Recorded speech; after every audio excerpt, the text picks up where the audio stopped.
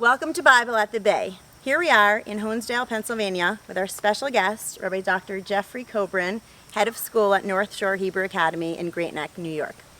It's great to have you here. It's great to be here. Welcome to chapter 8 in the book of Kings. We have another very dramatic chapter here where the temple, the Beit HaMikdash, is completed. Solomon gathers everyone for a dedication ceremony, blessing, leading everyone in tefillah as this consecration and dedication takes place. And he starts by saying, God, I built you a house even though I know that the heavens can't even hold you. And that becomes kind of a motif throughout the chapter.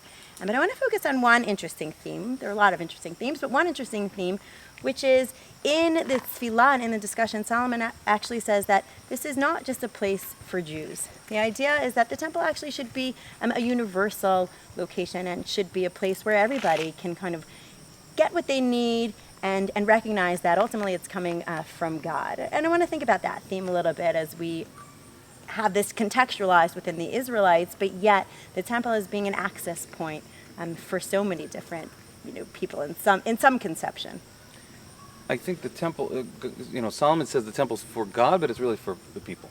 Because if God really is everywhere, then he doesn't need to be contained in a space, but the space is, like you said, the access point for the people. It's like the antenna where the people should go to, which is why it's centrally located in Jerusalem, which is why I think Jerusalem is centrally located in the land of Israel. This is the go-to place for certainly the people of Israel, and like you said, Solomon wants to widen it to all the peoples of the world. You don't have to be Jewish to love God, and you don't have to be Jewish to access God, and it's open to all who will accept God as the creator of the world.